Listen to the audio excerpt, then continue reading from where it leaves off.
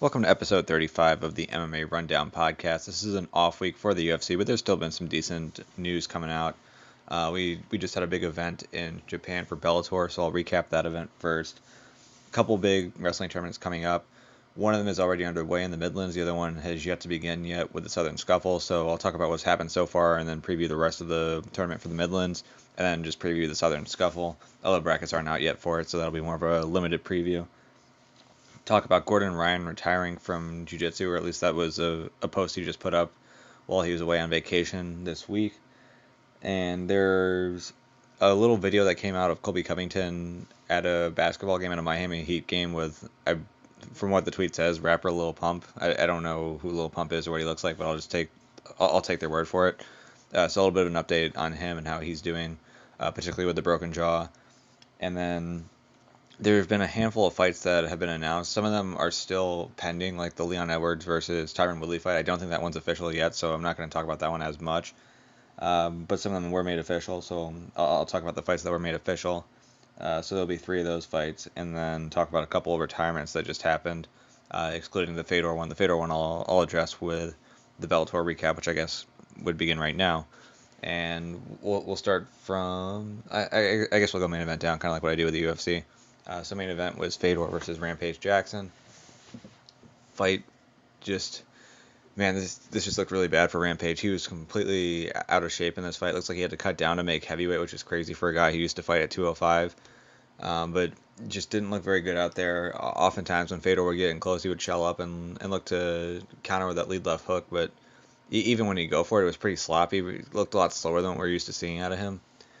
So it was one of those fights where it's just a matter of time that Fedor would be able to punch around Rampage's guard and cause some problems for him and eventually put him away. And it only took a little under 3 minutes to do so. So Fedor lands a huge overhand that looked like it might have been partially blocked, but it was still behind the ear of Rampage. Rampage just kind of face plants into the mat, and ref steps in, ends the fight. At the time, Rampage was saying that he was fine and he could keep going, but that fight wasn't going anywhere good for him, and when you have a guy who face plants into the mat, you kind of have to stop it there. So, fair stoppage there. I didn't see any problem with it. There was some talk online of it being a work. I didn't see that. It just looked like Rampage wasn't well prepared and was looking to play more of a defensive game and wait for Fedor to come in, and while Fedor put himself in the pocket, try to counter him there, but Fedor was too smart for that, and it just was a really bad fight for Rampage, who I can't imagine really put a whole lot of time into training for this camp. Fight before that, and a fight that I think is going to go under the radar in a way that a lot of people, I guess it's going to depend for how Khabib does, depending on how well this, or how big this fight ends up being in the mind of fans. But one of the interesting things here is that Sidney Outlaw is a guy who was brought in. I mean, he's already part of ATT, but he was a guy who Dustin Poirier really leaned on heavily for the Khabib camp, as the guy who's supposed to be like the Khabib clone, so to speak, the guy who can be like the really powerful wrestler, take you down, and just manhandle you from top.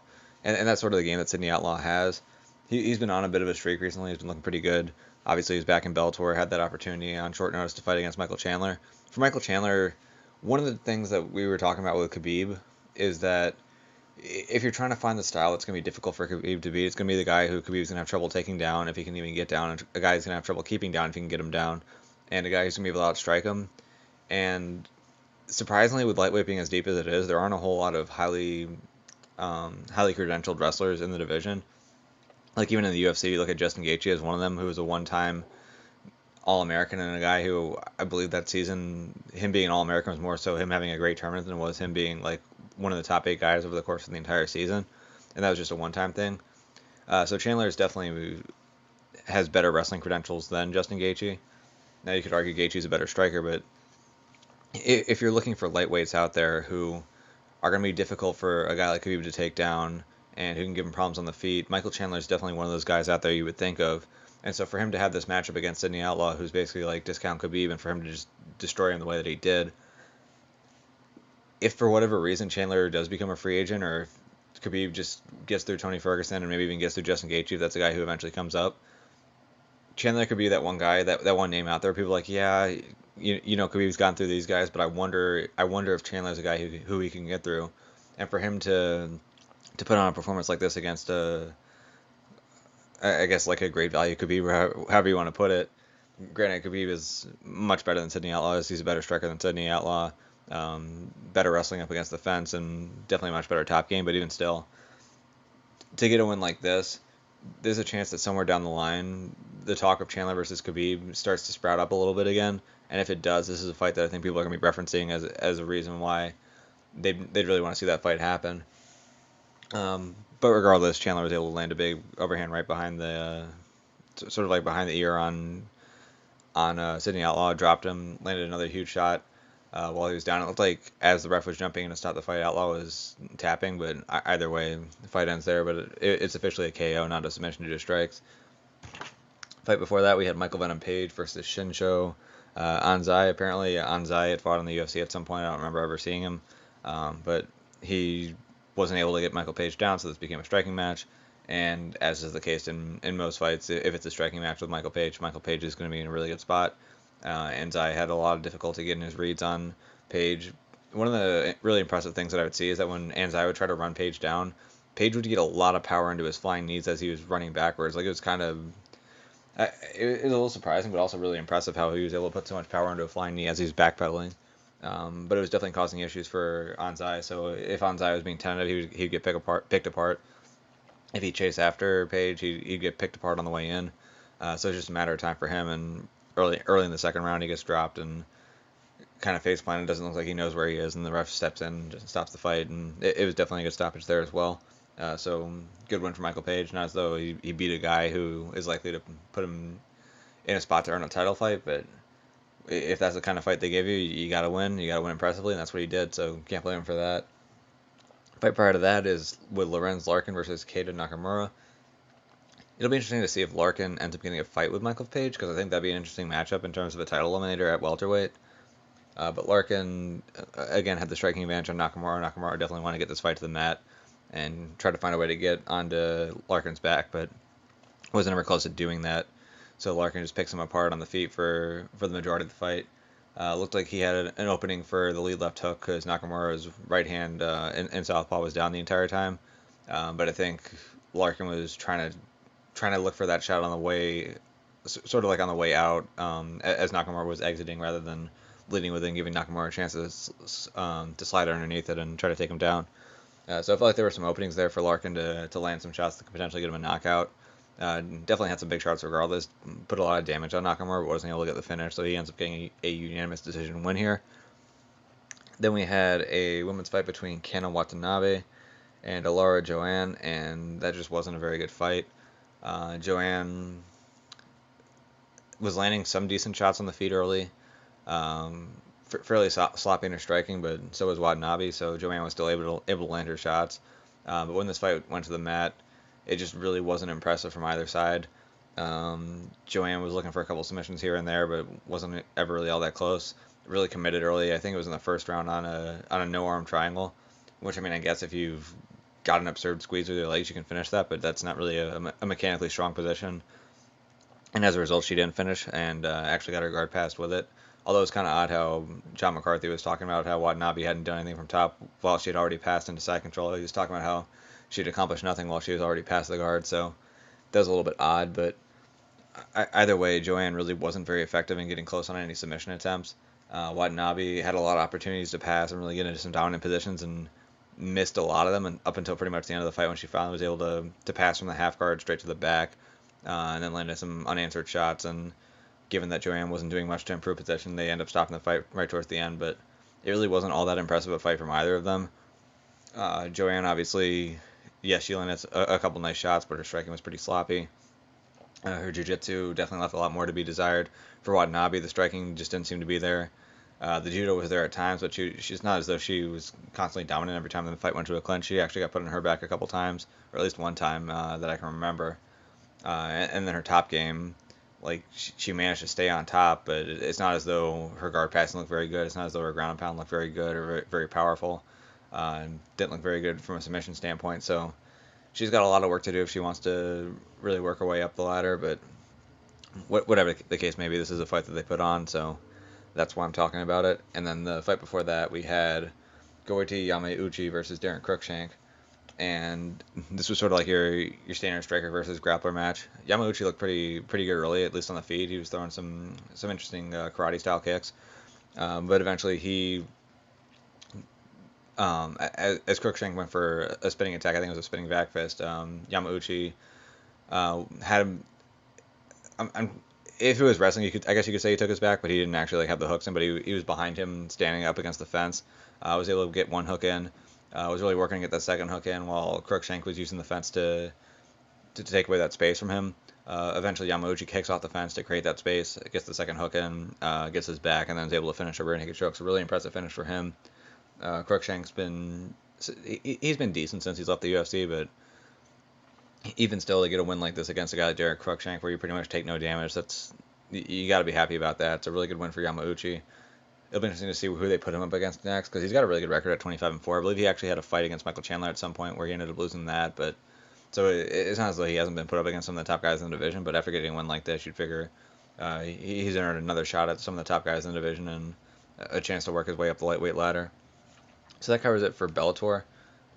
So now I'll be going over to college wrestling, and we'll start with the Midlands. So Midlands are, you could argue that outside of like the conference tournaments, that the Midlands could be the biggest and most prestigious mid-season tournament in wrestling, especially with Penn State not being in the Southern Scuffle this year. This is definitely going to have one of the strongest draws out there. So we'll start at 125. Right now the quarterfinals are set, and those will be contested tonight, I believe at 8 o'clock. So, as you would expect, Spencer Lee out of Iowa, 2 quick pins, hasn't even had 2 minutes of mat time between his 2 matches, but he's into the quarterfinals. He'll face Hellickson of Harvard. The other quarterfinals that are set at that weight class are going to be D'Agostino from Northwestern, who's had a pretty solid season so far, and it looks like he's going to stay at 125, and Sebastian Rivera is going to be bumped up at 133. But he'll face Drew Hildebrandt. It's a pretty tough matchup. Then we got Brock Hudkins from Indiana going against Koliako versus Penn. And then Cannon, who got a win over Schwarm from Northwestern. He's going to be facing Pat Glory in the other quarterfinal. At 133, Austin DeSanto has looked pretty good so far. So Tech Fallon's first match. Major in a second. He'll face Ferrante from Penn in the quarterfinals. Noah Gonzer, who faced Austin DeSanto in the finals last year, he's going to be on the other quarterfinal there, so if he gets a win, he'll have to face DeSanto in the semis this time around. But he'll have to beat Travis Petrowski of Illinois. Sebastian Rivera versus Louis Hayes will be a quarterfinal, so that'll be the 3 in Rivera versus the 6 in Hayes. Hayes got this far starting strong with a win over Gavin Teasdale, then beat Haywood by a pin. So for those who are wondering how Gavin Teasdale would do, this was a real big opportunity for him. I believe he's still alive in the back draw so far, so it's not as though his tournament's over, but the match with Hayes wasn't the most impressive thing out of him. Just looked like he was having a lot of trouble like setting up his shots. Like for the most part, when he would get in on someone's legs, he would just kind of shoot from space, and not as though he would use a tie to set it up or really have to like work through head hands. He would just kind of like shoot straight in, and that definitely limited his opportunities. His defense looked pretty good so far, but if you're having trouble getting clean shots on a guy like Louis Hayes, the hope of you being an All-American or being like All-American level is definitely not there. So for some of the talk of there being a possibility of Teasdale being at 133 this year and then DeSanto moving up to 141, I think at this point, with DeSanto being number 1 at 133 right now anyway, I think it's pretty clear that you're keeping DeSanto there. But if DeSanto was going to get moved up, the hope would be that he could do better than Murin, and that whoever replaces him could do something close to what he can do. And I don't think there's any reason to believe that Gavin Teasdale is going to be anywhere near as productive as Austin DeSanto this year. So it seems as though DeSanto set at 33. If that wasn't clear enough already, that definitely seems to be the case now. And then the other quarterfinal is going to be Colin Valdivez, who got a win over Paul Glynn in sort of a weird match in the round of 16 where Glynn decided not to go down. So there were no takedowns in the first period, so 0-0. Valdivez got the escape in the second, so 1-0 Valdivez, and you would have figured that Glynn would start on bottom and then be able to tie it up at 1 once he escapes, but he decided to start from neutral. Valdivez got warned for stalling, but unfortunately for Glenn, he wasn't able to get close enough on a takedown and ended up losing this match 1-0. So Valdivez moves on to face Seth Gross in the other quarterfinal, but the winner, I think a lot of people would expect that Rivera is going to beat Louis Hayes and Gross is going to beat Valdivez, so you'll have your Rivera versus Gross match in the semifinals, and if that's what we get, that'd be pretty exciting. Up at 141, the number 1 seed here is Max Murin of Iowa. really good first match where he got a pin in a little over 4 minutes, then gets a decision win to move on to the quarterfinals. So he'll face Dylan Duncan of Illinois. Then we have Laney versus Blockus in the other quarterfinals, so they'll face the winner of the Duncan versus Max Murin match. We've got Josh Heil versus Sal Profasi, and then we also have Moran versus Sherman. Moran from Wisconsin, and then Sherman from UNC. Moving up to 149, Iowa had a lot of guys at this weight who were doing pretty good. So in the quarterfinals, what we're going to be getting is we're going to be getting Austin O'Connor and Jaron Glosser. So Glosser of Iowa, who upset the number 8 seed from American Clark in this bracket. Vince Turk's also going to be moving forward, so he'll be facing off against Murphy from UVA. So there's a possibility. I wouldn't count on it. I don't think Glosser is going to beat O'Connor, but if Glosser does get the win there, then you could have a Glosser versus Turk match in the semifinals. But for Turk, he ended up beating Kanan Storr of Michigan to get there. Kind of a sloppy overtime period, so he was tied 1-1 with Kanan Storr. Paul Glynn, I believe it was Paul Glynn, or it might have been someone else, but someone else from Iowa ended up losing a match where they were just kind of shooting recklessly in overtime and ended up getting taken down as a result. Turk was a little bit reckless, but he was able to recover every time that Storr was getting close to finishing a reshot on him. But eventually Turk gets a late finish on a takedown with like 6 seconds left in the overtime period and gets the win over Kanan Storr. So a really big win for him, although with that being said, he's behind Pat Lugo right now in the lineup, so it would take a lot for him to steal a spot or really give reason for people to believe that he was going to take the spot, but getting one over Kanan Storr is still a big win for him regardless. Other quarterfinals, we have Thompson from UNI going up against Williams from SIU Edwardsville after Williams got the win over Griffin Perriott. And then Leon from, it's a CUMB, I'm not sure exactly where he's from, but he'll be facing Pat Lugo from Iowa. So Iowa's got 3 guys in the quarterfinals, so they got Lugo, Glosser, and Turk all in the quarterfinals here. So really good performances at that weight. At 157, the number 1 seed is Quincy Monday. He surprisingly got upset by Hartman of Army, so he will not be moving on to the quarterfinals. So Hartman will be facing Parks from Central Michigan. Then we have Ruffin going up against Artelona. So Artelona got a win over Barone by fall. So those guys will be also in the quarterfinals.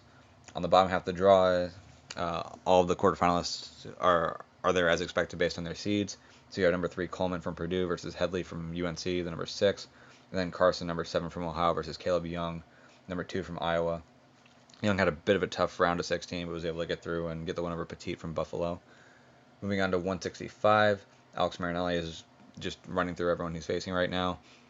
So got a pin in the round of 64, got another pin in the round of 32, got another pin in the round of 16, which moves him on to the quarterfinals now against the number 9, Conigliaro from Harvard. Then Hartman from Bucknell is going to be going up against Keating from Virginia in the other quarterfinal. And then the bottom half quarterfinals, we have David McFadden going up against Brunagel from Illinois, and then Evan Wick going up against Perez. So the expectation there would be that you get Wick versus McFadden in the semifinals, and the winner has to face off against Alex Marinelli, assuming that he gets through to the finals.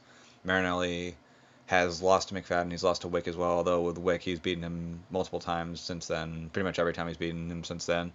Had trouble on bottom against Wick, but he's just dominated from neutral, so being on bottom hasn't been an issue for him. So you would figure that if Wick is able to get through and beat McFadden, then Marinelli's probably going to win Midlands. If McFadden gets through, you would still probably figure Marinelli's favored, but McFadden is a guy who's beaten him before.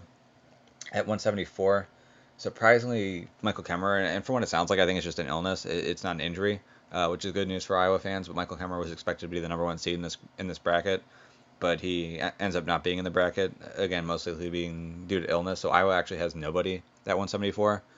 Although, if you look at a weight like 149 where they have 3 guys in the quarterfinals, I'm sure they'll be fine in terms of picking up some team points there. But Dylan Leidy from Purdue takes the number 1 seed as a result. He's through to the quarterfinals going up against Lout from UNC. Then we also have Kobiaku from Indiana going up against Harvey from Army in the other quarterfinal in the top half of the draw. On the bottom half, Joey Gunther from Illinois, formerly with Iowa. He's going to be going up against Krattinger from Wisconsin. And then Marcelli from Virginia will be facing Bryce Steyert from UNI. At 184, Another very interesting weight for Iowa, where they had three guys who all had chances to make deep runs here. Unfortunately for them, the round of 16 didn't go very well for any of them. Granted, they did pick up a win a win during that round, but it's not as though it was a really clean one. But just looking at the quarterfinals, number one seed in this bracket is Taylor Luan. He'll be facing Johnny Sebastian, who got there after winning a match against Cash Wilkie by a score of 3-2 with a late takedown. There was about 10 seconds left, I believe, when Sebastian was able to finish that takedown. So for Wilkie, had a match with Sebastian in the duel earlier this year, where it was 5-5. And then Sebastian scores a late takedown in overtime to make it 7-5 and get the win. Here another close match with Sebastian, and Sebastian gets a win again. So pretty tough for them in that Johnny Sebastian last year when he was with Northwestern lost to Keegan Shaw, who was like a second or third stringer at 174. Now he moves up to 184 and is 2-0 this year already against Cash Wilkie, a guy who has the ability to make it to the podium at NCAAs. Hasn't quite done it yet, but he definitely hasn't had a very good season so far. So for him, the expectation was that he probably was going to have the spot at 184 for the Hawkeyes. Lost that spot to Nelson Brands, and Nelson Brands had a loss to Stefanik from Princeton. So there was a possibility that if Wilkie had a really strong performance here at 184, that he could take the spot back. And really that's what was exciting about this particular bracket, especially for the Iowa lineup, is that you had Cash Wilkie with a chance to really put a stamp on him being ahead of Nelson Brands and winning this bracket. And you also had Abe Assad, who's a true freshman, where if he could just run through this bracket here, then maybe there'd be some consideration where with Iowa looking to win the title this year, maybe they pull his red shirt if he wins this bracket. And so he had a real good opportunity as well to earn a spot on the lineup, depending on how dominant he was. But at least for Wilkie, tough loss to Johnny Sebastian. Other quarterfinal is Morgan from Campbell versus Stewart from Army. On the bottom half of the draw, we have... I think this is incorrect in the bracket. It says Abe Assad got the win over Stefanik. I believe that Abe Assad lost to Stefanik by a score of 5-3 because I was watching that match. I'm pretty sure Stefanik got the late takedown. So I think this is actually incorrect from Flow Wrestling. So I'll go off of my memory here and actually go against what the bracket says. I'll have to go back and double check and see if they're wrong here. But they're saying that Abe Assad got the win over Stefanik. Abe Assad was up and was looking good heading into the third, but got reversed or got put on his back. Gave up 2 points and ends up going back to standing. It's tied 3-3 rather than it being 3-2. Or actually, I think regardless, he would have had the lead and just had to hold Stefanik off had he not had his back exposed. But I'm pretty sure Stefanik got a late takedown to win this match. So then it would be Harvey versus Stefanik and not Harvey versus Assad. And then you would have Brunagel versus Nelson Brands. Brands had a pretty rough start against Hopkins from Campbell. Was able to come back and really put it on him late. So the final score ends up being 15-9, but this was a very close match. It was a match where he had to come back late. But once he had come back, then he just started like taking him down, cutting him, and wasn't able to steal a late major decision. But early on in this match, it wasn't looking very good for him. So if I'm correct, based off of what I saw, the only Hawkeye left in this bracket in the main draw is Cash Wilkie, or not Cash Wilkie, is Nelson Brands. So that would mean that Wilkie and Abe Assad are both in the back draw, and they still have a chance to work their way up and finish in a good spot. But in terms of actually winning the thing, it looks like right now Nelson Brands is the only guy who has a shot at it. At 197, Jacob Warner, the number one seed from Iowa. So far, it's looking pretty good. Got a major decision in the round of 32. Got another major decision in the round of 16. So he's moving on to the quarterfinals up against Braun of NIU. Then Aiello is going to be facing off against Hopkins from Army, who knocked off Thomas Lane, who had beaten Jacob Warner last year in NCAAs. So really good for Warner there, and in that if he's able to get a win, he's not going to run into Thomas Lane again, at least not in this bracket, or at least not in the main draw. On the bottom half, Christian Brunner from Purdue moves on to the quarterfinals. He'll be facing off against Davison from Northwestern. And then Phipps of Bucknell will be facing off against Brucky, who had a rough go against Zach Glazier in the round of 32, was able to come back and get the win. But Brucky will be going up against Phipps. So it seems like there's a decent chance that we'll be getting Brucky versus Warner part 2. First match, Brucky looked like he was in a good spot to win that match in the duel, but Warner gets a late takedown and steals it. So we could get a rematch there, but both of them need to win 2 more matches before that can happen. Then at heavyweight, number one seed, again, of Iowa, is Anthony Cassiope. So he gets 2 quick pins to move on to the quarterfinals. He'll be facing off against Elam of Missouri, which is a pretty interesting match. And then we have Isley of UNI going up against Hino of Campbell. Hino just got a win over Aaron Costello of Iowa. And then we have Stencil Stencil is going to be going up against Slava Kuski, who earned his spot in the quarterfinals after beating Josh Hokett, a former All-American at 197 pounds last year.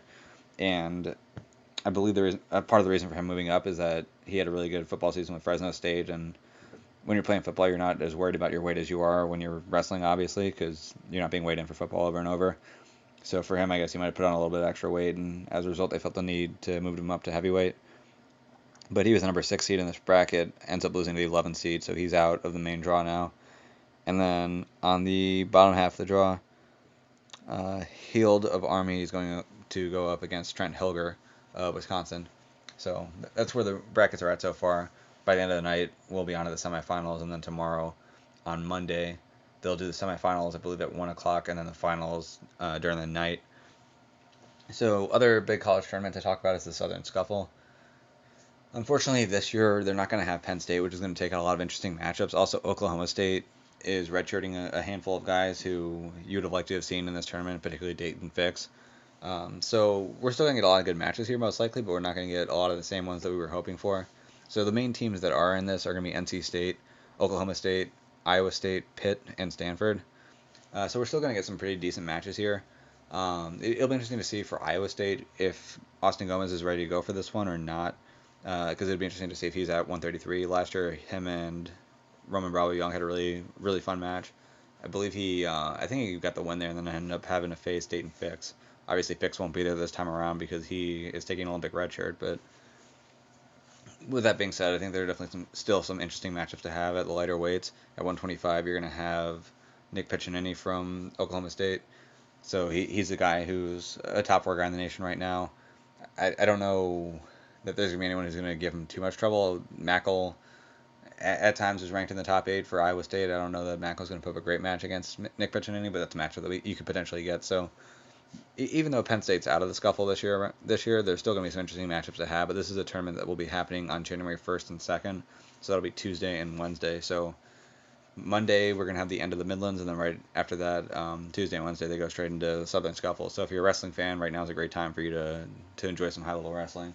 Unfortunately, the brackets aren't out for the Scuffle, so if they were, I could at least look at them and start looking at some possible matchups. But with them not being up right now, this is about as much as I can do, which kind of sucks, but that's sort of where we are. But next week's podcast, I'll at least be able to recap the tournament and also be able to recap Midlands, or at least the finals of the Midlands. So from that, from wrestling, we go into jiu-jitsu really quickly. So there was a story that had come out based off of an Instagram post from Gordon Ryan where he said that he was deciding to retire right now, with his reasoning being that he finally had a chance to take a vacation right now, and he feels like he's just been working himself way too hard with jiu-jitsu. He spent like the last 5 years just killing himself in what he called the Blue Basement, which is effectively just the Renzo Gracie Academy where he trains at. So my thought on this is that I don't see this being a long-term thing, especially with him being 24. But it is kind of concerning that if his goal was to get into MMA and become an MMA champion, being worn out after 5 years of jiu-jitsu or 5 hard years of jiu-jitsu, when you've probably got at least we'll see, even if he retired at 35, which a lot of people talk about, but I don't know that a whole lot of fighters do, you'd have like 11 hard years of MMA left ahead of him. So this could be concerning if the hope for him is that he eventually moves into MMA and starts fighting. But either way, in terms of just looking at jiu-jitsu, this year, at least in the major tournaments that he competed in, it was pretty much just ADCC.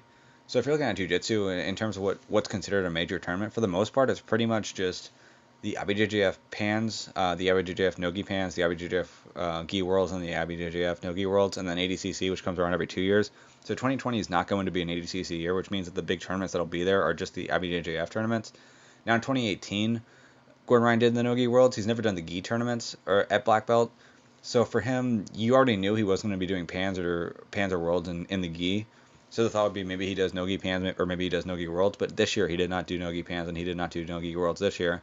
So by him saying he's not doing any major tournaments next year and he's just going to do the 2 matches that he's already agreed to, it's not as though it's that big of news that he's announcing he's not doing Nogi Pans or Nogi Worlds, because he didn't do that this year already.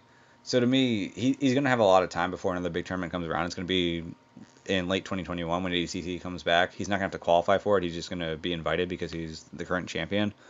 So when that comes around and when the money that'll likely be offered is offered, is he going to stay retired and say, you know what, no, I'm not coming back. I'm not doing it. To me, I find that hard to believe. There's still a long way to go. I think probably like 21 months at this point. So while it could mean that he's not going to be as active in 2020 as we're used to seeing him in most other years, I don't think this is as big of news as it seemed like, at least in the short term. The question is going to be, is he really going to stick to it? Because if he really does stick to it and he means what he says and he actually just does want to take a break and not really work all that hard right now, or just find something where it's less stressful for him, then I guess it could be a really big story. But if you're looking at it just in the short term in terms of him not competing right now, I don't think it's as shocking as it would appear on its face. But from that, I'll move on to some MMA topics again. So first one to bring back is Colby Covington. I'll play this little clip here. It's like 6 seconds that was put up online. Miami, what's up, 305? Yeah, 305 shit, yeah. Wait. Oh, Miami, what's up, 305? Yeah, 305 shit, yeah. Yeah, so that's a little clip from Lil Pump, who is, I believe, a rapper. But he was courtside at a Miami Heat game and sitting there courtside with Colby Covington wearing a Space Force shirt.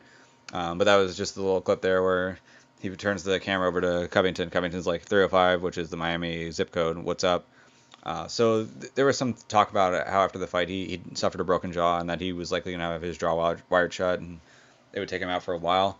At least in the video we saw here, his jaw wasn't wired shut. There wasn't any apparatus on it. It's not clear what severity that broken jaw was, whether it was a hairline fracture, whether there was like actual like broken fragments of the jaw that were sort of like separated out.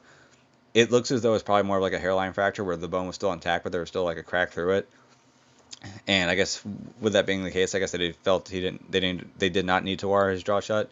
I do remember after the fight that there was an announcement from the hospital that he did in fact suffer a break to the jaw. So it's not as though his jaw was not broken, but it looks as though it's not as severe as we thought it might be. So that's good for Colby. It's good to see him out in public and seemingly having some fun doing some stuff. I know there were some jokes being put around where they were comparing him to like Ronda Rousey, where after Rousey lost, she didn't want her face to be seen in public, and she just wanted to just storm out and get away from everyone. So for Colby, this would show that that's not the case. Now that being said, is he in line for an immediate rematch with Kamaru? I think that's a fight that people are going to want to see eventually, but I don't think that's a fight that's going to be made immediately. With welterweight, they're probably still trying to figure everything out. I think this Conor fight is going to go a long way in determining it. If Conor gets to win and then calls out Jorge Masvidal, then you're probably going to have Masvidal versus Conor, and then if they can actually make that Woodley versus Leon Edwards fight, then the winner probably gets a title fight after that. Or if Conor gets a win and doesn't call out Masvidal, or if Conor loses, then the thought process would probably be that Masvidal gets the next title fight. So it's not as though Colby needs to come back anytime soon right now, but it is good to see that he's probably not going to have as long of a break as some might have thought. Now, again, one of the downsides of the broken jaw isn't so much like actually having it heal as much as it is just the mental aspect of it, where once your jaw breaks once and knowing that that's a possibility, it can definitely make you a little bit gun-shy moving forward, both in the training and then also when you're out there in competition, especially if you're having a rematch against the guy who broke your jaw in the first place. So from the mental side of it, it'll be interesting to see how Colby is able to deal with that. The fact that he knew that he had a broken jaw in the first place and in the third round and fought through it and fought hard through it for 2 more rounds definitely shows where his mentality is at least in the moment. And I think with that being shown, there's good reason to believe that when he does come back, he'll be able to deal with some of the mental concerns of having to come back with a broken jaw. But again, it's good to see him out there, and it's good to see that he's having fun again. And hopefully this means that his return will come a little bit sooner than some of us thought it would be after all the damage he suffered in that fight against Usman. On to some news for the UFC. We have a few new fights that have been announced. So first fight to talk about is Jacare versus Uriah Hall. So Jacare moved up to 205 and had hoped that like Thiago Santos and like Anthony Smith, he'd be able to be a lot more successful at 205 than he was at 185. Santos and Smith had been pretty successful there. Smith did not fight Blachowicz. Santos did and knocked him out. But Blachowicz also had fought against Luke Rockhold, who had a similar hope and knocked Rockhold out. And then Blachowicz fought against Jacare and was able to stuff pretty much all of his takedown attempts, and we just had a really, really bad fight there. So after that, there was no reason to believe that Jacare was close to earning a title shot at 205. And so I guess for him, he felt like it'd be a good time to move back down to 185, maybe have a better shot there. So he's going to be fighting against Uriah Hall. This fight is scheduled for April 18th. This is going to be on the undercard of the Tony Ferguson versus Khabib card. As far as how this matchup goes, it's interesting for Uriah Hall in that he recently got a win over Antonio Carlos Jr., Shoeface, so another high-level jiu-jitsu guy. I believe Shoeface was a black belt world champion as well. Not as credentialed as Jacare, but winning a black belt world title is still a big deal. Shoeface, granted Gary Tonon's smaller than him. In a submission underground match, he had a flying triangle on Gary Tonon, which kind of shows what level he's at. But he was actually on Uriah Hall's back for much of the first round, and Hall was able to survive, get back up, and then dominate much of the rest of the fight and get the win there. So for him, he has another tough jiu-jitsu guy up ahead of him. For Jacare, the way that he fought against Jan Blachowicz was pretty concerning in that he didn't look like he wanted to really get involved in any prolonged exchanges, and as a result, his setups for his takedowns just weren't very good. If he fights in a similar manner against Uriah Hall, he's going to have some trouble getting Hall to the mat, and if this fight stays on the feet and you have a tentative Jacare up against an aggressive Hall, it could go pretty poorly for him. Plus, Uriah Hall's looked really good since he's moved to Fortis MMA. So there's good reason to believe that Uriah Hall can actually get a win here, and getting a win over Jacare is going to be huge for him. He's a guy who a lot of people look at as someone who's pushed a little bit too soon. Unlike some of the others who took a lot of damage and I think put themselves in a position where they really can't come back, I think Uriah Hall physically still has the ability to be a top guy at middleweight. With him, it's always been more of a mental thing. It seems like a lot of that has been cleaned up since he's moved over to Fortis, that the coaching of Saif Saud has been really helpful for him. And this is going to be a really big test for him if he actually does get the win here, which there's good reason to believe based off of how Jacare's fought recently that he will. Uriah Hall is a guy who could make a run at middleweight after building off of this win in 2020, and it'll be really interesting to see if he does get the win here, what kind of matchup they give him next, and how far he's able to climb up the ladder. But there is reason to believe that Uriah Hall could be one of those guys where no one's really thinking about him right now, but by the end of 2020, he could be a guy who's working his way towards the title fight, and getting a win here in a fight that I see as a winnable fight for him could definitely go a long way. Next fight to announce is a fight that's going to be really big for 125. So with Davison Figueiredo and Joseph Benavidez being set to fight for the title right now, you've got a couple other guys who have really made a strong case as being guys who deserve to be looked at as top contenders. So we just had a really good match between Matt Schnell and Alexander Pantoja. Pantoja won that fight by knockout. So Pantoja sort of inserted himself into the title picture here. Right before that, though, Brandon Moreno had a really good fight with Kai Kara France, where Moreno actually kept the fight on the feet for the most part against the striker and actually beat him on the feet.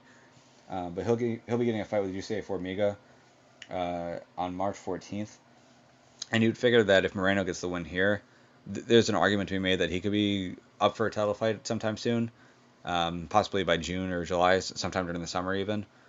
If Formiga gets the win, again, I guess you could make a similar case for him. Formiga's had some decent wins at flyweight, especially recently. I believe his last one was against Sergio Pettis. So either way, the winner of this fight could potentially be fighting for a title in their next fight. Granted, depending on who wins between Figueiredo and Benavidez, that can definitely make a difference in terms of who gets the matchup. If Figueiredo gets the win, I don't know that you'd want to put Figueiredo versus Pantoja back right away. Granted, that wouldn't be the worst idea because their last fight was a great one, so you could have an exciting fight there. But if you're looking for a fresher matchup for Figueiredo, then you could be looking at the winner here, Moreno versus Formiga. Whereas if Benavidez gets the win, maybe Pantoja makes a little bit more sense of the winner here. But even still, with a really good performance by whoever wins this fight, they could find themselves in a title fight really soon, midway through the year even. Last fight that I feel like is worth announcing, there are a few others that came up, but the last one that was made official that I think is worth mentioning is Sean O'Malley, who has been building up a pretty big following, even outside of MMA. It seems like he's built up a pretty big following through the gaming world and the Fortnite world. But he's had some issues with drug tests that have kept him out for a while. He's a guy who, with his striking, it's been improving over time, but one of the impressive things with him is that he seems like he's just very naturally talented at it in terms of being very quick, very very quick with his reflexes, very accurate with his punches. And definitely sees the fight in front of him very well and is very good at finding openings and capitalizing on them. So for him, he's going to have a match with Jose Quinonez. Quinonez I mean, he's a tough guy. He can definitely take a shot, but I don't know that I see him beating O'Malley anywhere here in this fight. So it seems like a good opportunity for O'Malley to pick up a win and kind of remind people who he is and sort of build himself up again. But O'Malley kind of has the feeling of someone. Granted, he's been pushed pretty hard, but he has the feeling of someone where if he can string some wins together and find his way into the rankings, that he could be a guy who the UFC could build around and try to build into a star. So for him, it seems though at least now he's finally gonna be able to make his return. Granted, it's not going to be against a guy as high level as Marlon Vera, but even still, it's good to see him likely coming back. But that fight is scheduled for February 8th at UFC 247. And last thing to talk about is a couple of retirements. I guess I kind of missed this with Fedor. So I guess I'll talk Fedor first. Fedor, after he beat Rampage, through an interpreter, it sounded as though he retired, where he said that much of his career happened in Japan, and that this would be the end of his career in Japan. There was some talk afterwards in the post-fight press conferences that was mistranslated, and what he really meant that this was his last fight in Japan, but he still wanted to take a couple more fights after that. But then there were some other people, like Scott Coker, I think, understood it that Fedor was just straight up retiring. So at this point, it's not 100% clear whether Fedor was retiring or not. I don't speak Russian, so I don't know exactly what he said. Different translators have given different explanations of what he said. So there's a chance that Fedor's retired. Now, granted, with that being said, even if Fedor did say, this is it, I'm done, he's done that before. So one of the things that happens is if a fighter announces their retirement at least once or twice and comes back more than that, it gets to the point where, at least for the purposes of these shows, like I don't feel like reporting it as if like they're retired, because if you retired once before and you come back, if you retired twice and you come back, like if you say it again, can I really believe it? It's one of those things where you kind of just have to let him drift away, and you sort of just let it be. So with Fedor, even if he did mean that this is his retirement, do I believe that he's never going to come back again? I mean, I don't know. Especially after a win like this where he looked pretty good. One of the hard things for an athlete is that if you're losing, you don't want to retire until you have a win. But when you win, you're like, oh hey, I can still beat these guys. I've still got it. Maybe I should keep going. And this is definitely one of those fights where Fedor's going to feel like he's still got it. So does he want to call it a career at this point? Maybe he could, but it's not like his record is anything that needs to be protected anymore. It's not like he had like that long giant winning streak that's still active. I think he's had like 4 or 5 losses since he lost to Fabricio Verdum. So it's not like he has a record that necessarily needs to be protected. It's more just what he feels like doing. And after a performance like that, I could see a reason why he could tell himself that he still got it. And if a nice enough offer is made, I could definitely see him coming back. But as far as some retirements or at least first-time retirements where I have reason to believe that they're true, we have Khalil Rountree, who is going to be fighting against Sam Alvey, but he announced that he'll be retiring after that, which is a little bit surprising in that a couple fights ago against Eric Anders, Rountree looked fantastic, and there was some talk of, wow, the time he spent in Thailand has been really helpful for him. Looks like he's a new fighter, and he's a guy to look at as a potential prospect moving forward, as a guy who could potentially work his way into the rankings and even work his way close to a title fight. But then in his last fight, I'm trying to think who he fought against, a European guy. Whatever the case may be, though, he got knocked out pretty badly, and so I guess that definitely played a role in his mind, where he feels like as he's worked his way up the rankings, he's had some tough draws and been finished pretty badly. He's lost pretty badly to Johnny Walker as well. So I guess for him, maybe he's like, you know what? I don't know that I believe I'm going to make it to the top of this division. I feel like I've done enough. Let's just take one more fight and then be done with it. He hasn't really gone into too much depth on why he's decided to retire now, but he did make that announcement. He does have the fight with Sam Alvey, which I'm sure will be a fun fight to watch.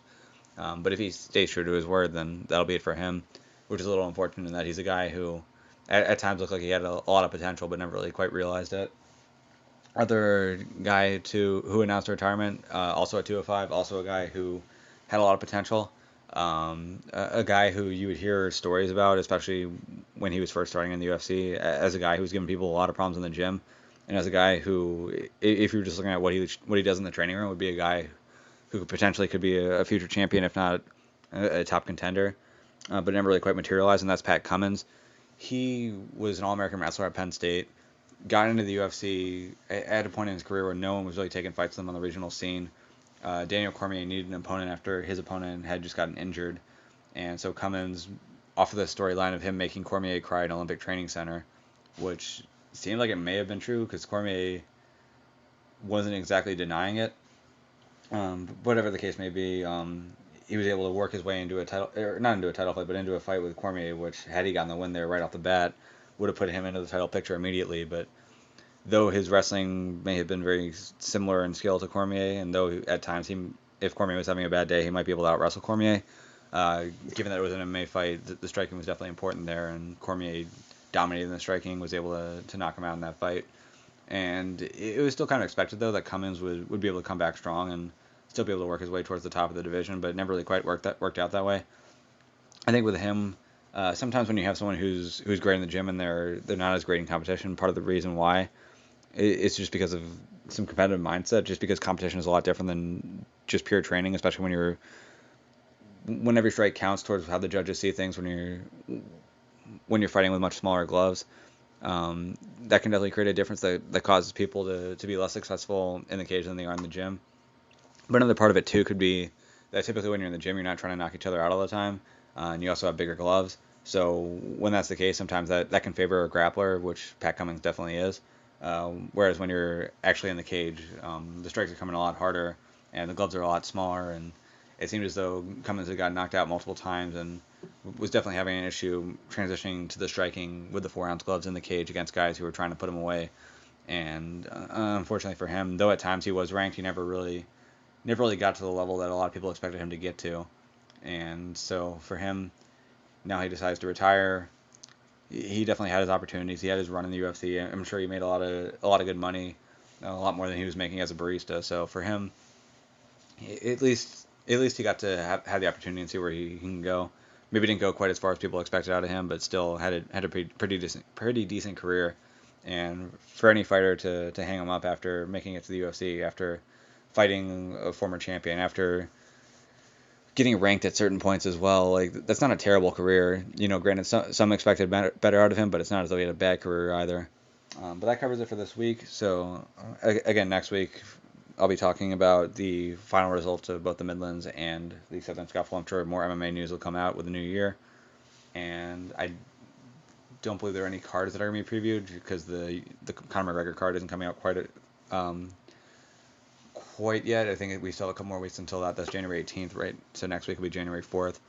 So yeah, next week we won't cover the Conor fight, but on the January 11th one, which would be episode 37, then I'll do the preview of the Conor fight. But like I said, it always seems like new stories come up all the time, so I'm sure there'll be plenty to talk about in the MMA world. Obviously, wrestling's gonna have there's gonna be a lot to talk about with wrestling, and maybe there might be some more news with jiu-jitsu. I don't think anything quite as big as Gordon Ryan announcing his retirement, but you never know what'll come up.